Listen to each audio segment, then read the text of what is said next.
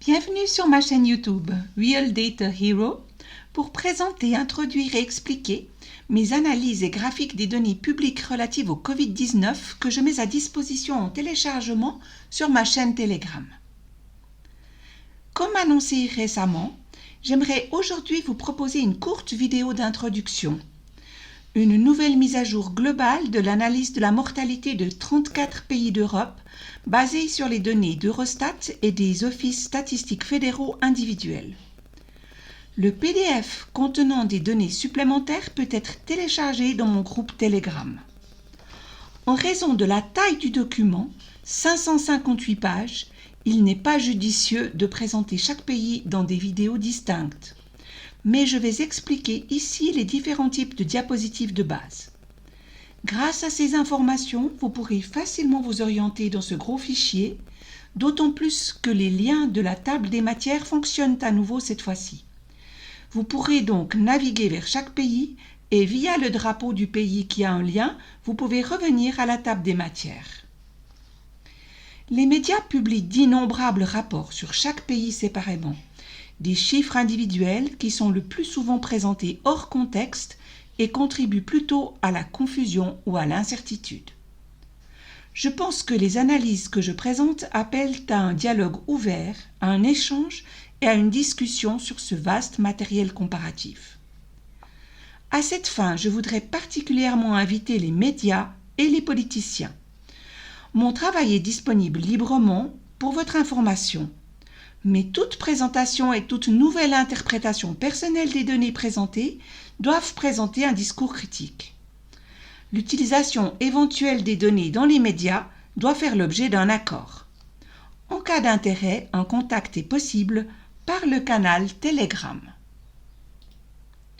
La standardisation par âge spécifiée par l'OMS en 2001 et élaborée plus en détail par le RKI est une base importante de mon analyse des données de mortalité et aussi une condition préalable à la comparaison de plusieurs années civiles. En outre, le calcul d'un équivalent total sur une population standard permet de comparer les différents pays entre eux, de sorte que je peux fournir en plus de cette vidéo un tableau Excel de comparaison des 34 pays pour les années 2019 et 2020.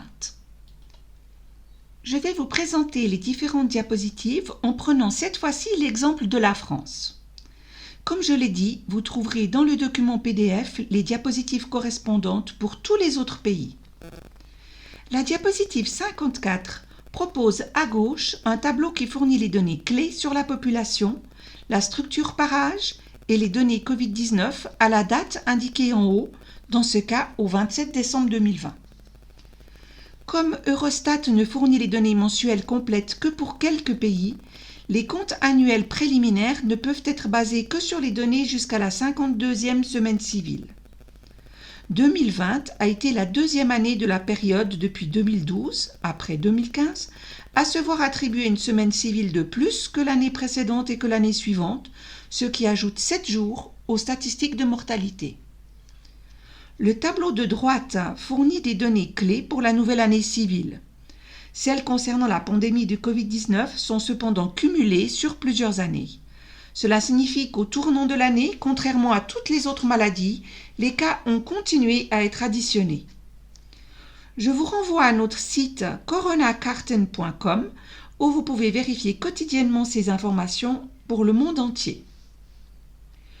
Le bloc à fond bleu ciel indique le statut de la campagne de vaccination et la partie inférieure énumère les effets indésirables de la vaccination signalés par l'EMA ou les rapports de sécurité des pays jusqu'à présent.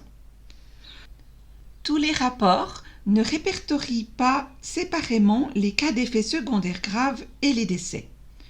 Dans ce contexte, je vous renvoie à ma vidéo Numbers Plus sur les Seychelles et la vaccination.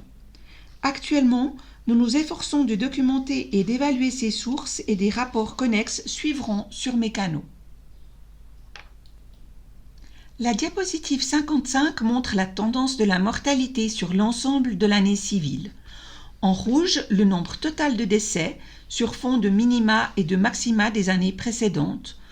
En violet, les décès attribués au Covid-19 et en orange les cas Covid soustraits du nombre total de décès pour montrer la proportion.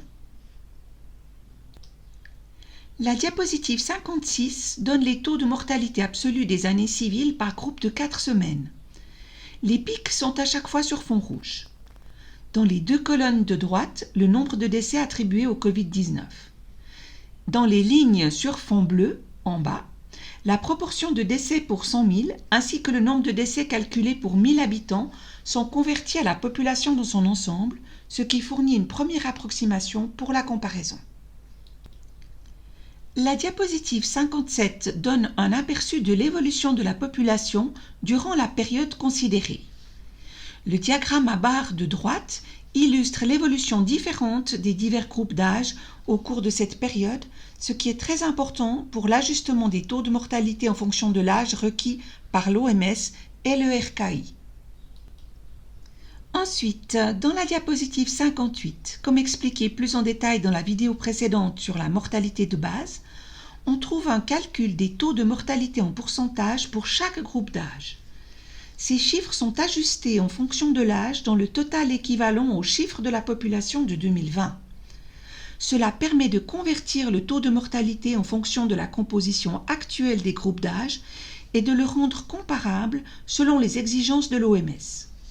Si vous désirez étudier cela plus en détail, vous pouvez visionner la vidéo de base mentionnée ci-dessus, ainsi que quelques vidéos sur mes analyses statistiques par Samuel Eckert, disponibles en allemand par contre.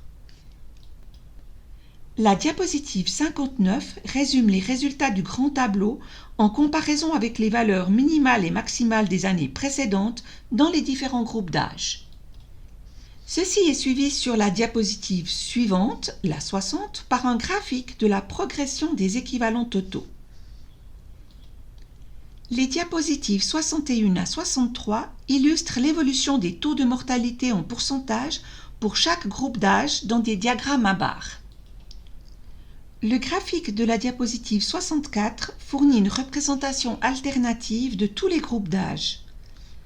En un coup d'œil, la valeur annuelle de 2020, tracée avec une ligne rouge, apparaît comparée aux minima-maxima des années précédentes. Deux pics qui dépassent légèrement les années précédentes se trouvent dans les groupes d'âge 70 à 79 ans et 90 et plus. Deux autres graphiques mettent en relation la proportion de personnes décédées et le nombre total de personnes décédées.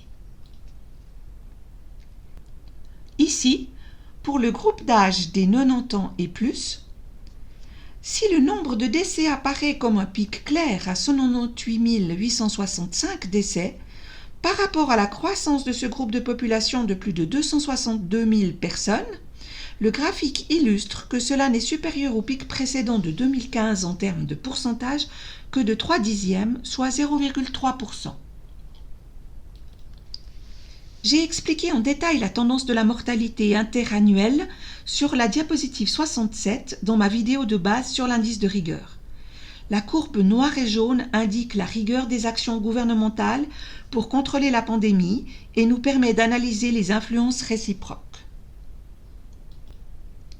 J'ai également présenté le tableau des taux de mortalité des 16 premières semaines de l'année par rapport à l'année précédente dans une vidéo antérieure sur l'Europe. Notez en particulier la conversion des chiffres absolus de décès dans la zone de gauche pour 100 000 habitants dans la zone grisée. Il n'y a pas ici d'ajustement en fonction de l'âge. La séquence de diapositives, qui est la même pour tous les pays, se termine par une vue d'ensemble de l'occurrence des virus de la grippe de 2014 à 2021. La disparition mondiale de la grippe avec le début de la pandémie de Covid-19 a déjà été fréquemment remise en question de manière critique au vu de la symptomatologie similaire du Covid-19. La partie essentielle de la présentation est la comparaison de 33 pays évalués dans ce tableau de la diapositive 8. Le classement est déterminé par la sévérité des mesures, au moyen du Stringency Index. Je vous recommande de revoir ici certaines questions clés de ma vidéo de base sur l'indice de rigueur.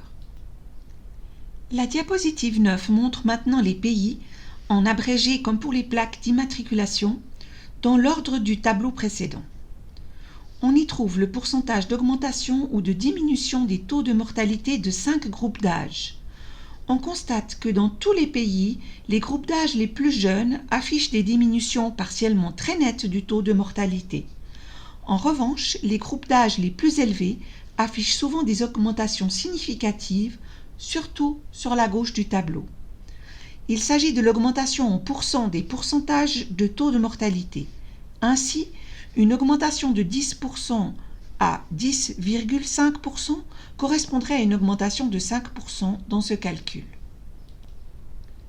L'exemple de la comparaison de 11 pays sélectionnés, chacun ajusté à une population standard en équivalent d'âge total, codée par couleur, est particulièrement intéressante. Si l'on considère la France précédemment présentée, la 10e place peut surprendre car elle ne correspond pas à l'image que les médias et les politiques nous ont donnée de l'évolution de ce pays. Dans ce tableau, la première place représente la plus grande proportion de décès et 11 la plus basse. Nous avons déjà noté le nombre élevé de décès dans les groupes d'âge plus élevés. Mais comparez le pourcentage de décès dans la tranche d'âge des plus de 90 ans des autres pays avec les 22,1% de la France. Si vous convertissez ce taux de mortalité en une distribution commune par âge, il devient le 2e meilleur rang ajusté pour l'âge. Qui ne préférerait pas vivre dans un pays où la probabilité de décès est plus faible pour sa propre classe d'âge, ce qui, il est vrai, peut varier d'une année à l'autre. La mesure dans laquelle la sélection relativement aléatoire de la population standard à code couleur affecte le classement général est illustrée par d'autres calculs sur les diapositives suivantes. Dans ces diapositives, un pays différent a été sélectionné pour la comparaison par groupe d'âge, à chaque fois. La France reste au 2e meilleur rang dans tous les exemples et seuls quelques pays changent légèrement de place. La Norvège et la Suisse se disputent le meilleur rang, le 11e. Le pire rang, noté 1, reste celui de la Pologne dans tous les calculs. La comparaison avec 2019 présentée sur la diapositive 16 devrait être intéressante. Une fois de plus, la Suisse se trouve au premier rang, le numéro 11, mais l'Allemagne s'est améliorée dans le classement des pays, passant du 2e rang en 2019 au 5e en 2020, au milieu inférieur. Je tiens à préciser que la comparaison présentée ici pour 11 pays a été effectuée dans une feuille de calcul jointe pour l'ensemble des 34 pays. Cette feuille de calcul, en Excel, est également disponible en téléchargement sur mon canal Telegram pour vos propres recherches complémentaires. Je ne souhaite pas que ces classements soient compris en termes de compétition sportive. Chaque gouvernement doit assumer la responsabilité du développement de son pays et doit être prêt à tirer les conséquences et à apprendre de ses erreurs par une analyse minutieuse et un bilan autocritique. Seul le traitement ouvert des faits et le dialogue avec toutes les catégories de population concernées permettent de garantir une coexistence amicale et pacifique et d'assurer la vie, la santé, les moyens de subsistance professionnels et sociaux de tous les groupes de population. En ce sens, le classement n'a pas pour but de donner une évaluation, mais d'inviter les téléspectateurs à effectuer leurs propres recherches et analyses afin d'être préparés à un dialogue compétent. J'espère que j'ai pu susciter votre intérêt par mes analyses approfondies. Cette vidéo sera publiée sous peu dans d'autres langues. Je tiens à exprimer ma gratitude pour le soutien dans les traductions et les enregistrements. Si vous aimez cette vidéo et mon travail, mettez un like, abonnez-vous à ma chaîne et rejoignez le groupe Telegram Real Hero ou Real Hero en français pour recevoir les futures mises à jour et vidéos. Vous y trouverez également de nombreuses informations complémentaires. Des sujets et des données plus internationaux y seront également publiés. Merci et à bientôt.